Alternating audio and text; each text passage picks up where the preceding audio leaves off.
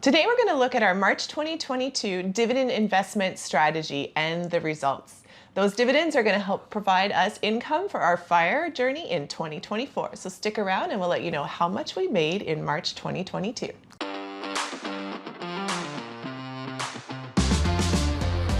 We are not far away of becoming financially independent in 2024. As we are recording this video in April, we are going to be sharing with you today the results of March 2022. We consider ourselves hybrid investors, meaning that we do invest on dividend-paying stocks, on ETFs, but not only that, also on real estate. We are a couple living in Toronto. My name is Jean. I'm Christine. Christine? No, we are. Yes, Christine. And since the beginning of 2021, we have been sharing our journey to financial independence on this channel. If you are new here, welcome. Come along with us as we share every weekend a new video about our financial independence journey.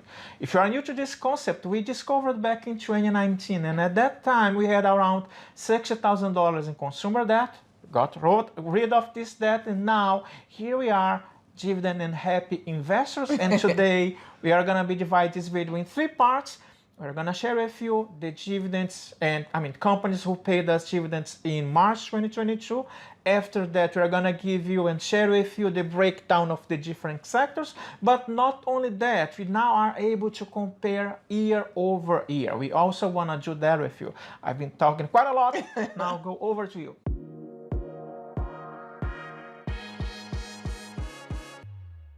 Our first dividends came from Manulife. Manulife falls into the financial sector of our portfolio. We've actually upped our position in Manulife over the past few months, and we currently own 2,000 shares. Those 2,000 shares paid us $660 in dividends. Another company that paid us dividends in March 2022 is Enbridge. Enbridge is a well-known company here in Canada, so part of course, the energy sector. We have received $767.98, and as of today, we do have 893 shares. Next one is Canadian Utilities, and as the name suggests, that falls into the utilities sector. We own 1,200 shares, and we received $533.04. I believe we're going to be adding more to Canadian Utilities? Yes. Yes, maybe. We'll see. We'll see. Good opportunity for you. If you want to see how much or when we are going to increase our Canadian utilities position, you can always go and click on the subscribe button and like this video. Why not? Why not? Right? Why not invest in a REIT? So we do have a REIT in our portfolio, which is RioCan. RioCan paid us $28.82. As of today, we have 339 shares, and year to date $82.82, which is different from the other ones, which usually pays quarterly. RioCan pays monthly. Last one is ITOT, which is an ETF that we hold within our spousal RRSP. We received $201.29, and we've actually upped that position as well to $620. That was done by this year's contribution to the RRSP. Yeah, I'm not going to change. It's not going to be bloopers, but you can see. There you go. I hope that you can hear me. Yeah.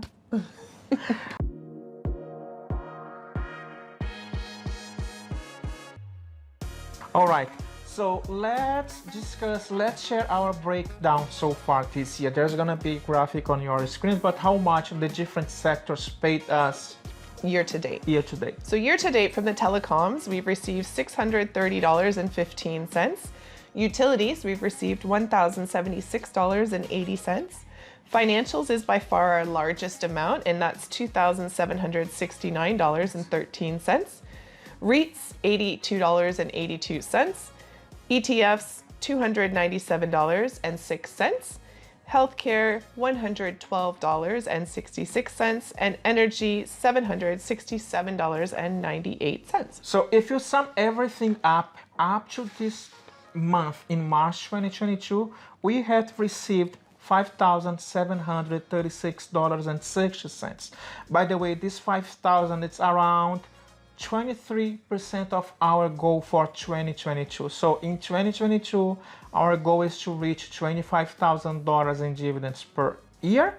we are now at 23% on the first 3 months, which I think it's not that bad. It's pretty good. It's basically a quarter of the way there, and we're only going to keep increasing our positions. So I think we're going to surpass the 25,000, but let's see how it goes. Yes. So if we think about the asset allocation, and we do divide in two parts, Canada and everything that is out of Canada. So we received from Canada for Canadian companies $5,326.88, which is around 93% of our income. And the global, which is, of course, everyone else, $409.72, so around 7%. And you might think, why is that low? This is the money that we have invested on ETFs, and since we don't need the money now, so we would rather have that as part of our growth. So once it's time for us, we start receiving that money, hopefully it'll be higher. Maybe doubled. Doubled. Oh, it's gotta be tripled. Quadrupled. I don't know. So I don't think that we're interested in knowing that. But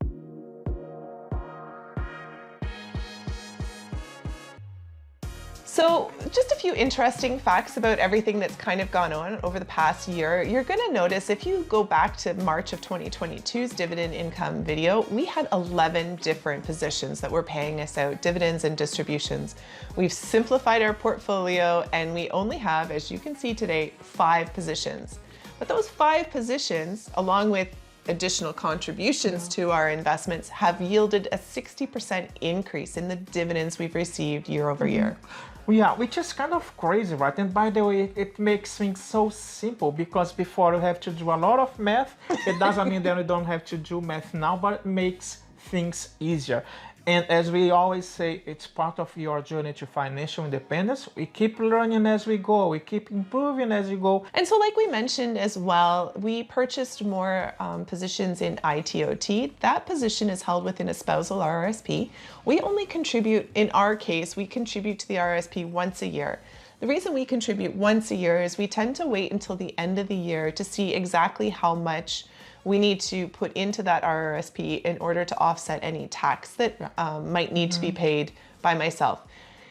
We don't want to over contribute to the RRSP because down the road, it's not to our benefit to actually be investing in the RRSP, only because our income down the road might be higher and then we pay tax again as we take that money out. So we only want to contribute as enough to offset the tax, not over contribute to the maximum in our case for the RRSP. Yeah. And the reason for that is we use Christine as an example. She has a higher tax bracket than I do, so it makes more sense for Christine to make that contribution as on my behalf, even though she's gonna be the one. I know, I put the money in and you get the money out. How does that work? Yeah, I don't know. Good thing we're sticking together. Yes, and the other important thing, guys, is have to find ways and being smart about money. We are not doing anything wrong or illegal. All that we are doing is knowing how the tax system in Canada works, because even before you were the one making contributions to yourself, right? You got to learn the game, and that's what it is. It's the it's a tax game, right? So once you figure out the rules and the way to play, you can make it play to your benefit. Yeah, that's what it is. We are not doing anything illegal. And hi CRA, so you know that we're doing what we are supposed to. If you are start investing now, you have to think about that. If you don't know, we have a new video that we created just a few months ago, which is investing for beginners in Canada, even though we say it's in Canada, so you can always learn and see, which what we are trying to do is find ways to be smarter about money. That's basically what it is.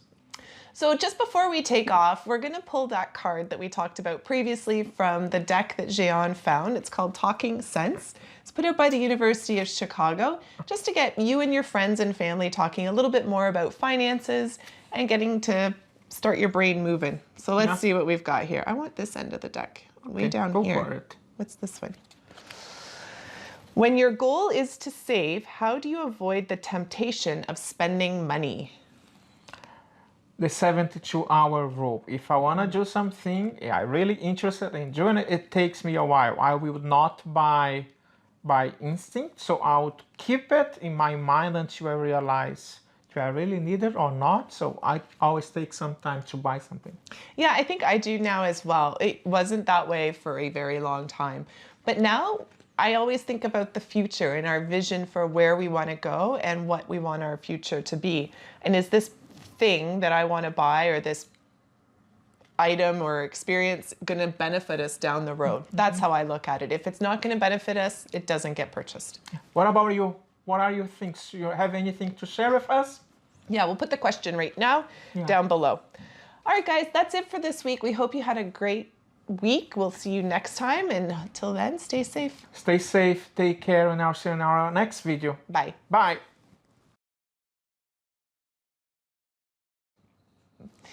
So those first dividends came from, what did they come from? Let me see if it's recording. Yeah. We've been having a lot of technical difficulties, guys. All right, still recording. That's excellent. So our first utilities of the month. No. Cold medication. Sorry. So why not? We also invest on a REIT. Speaking of why not have an REIT or a REIT? A, yeah. Speaking of why not,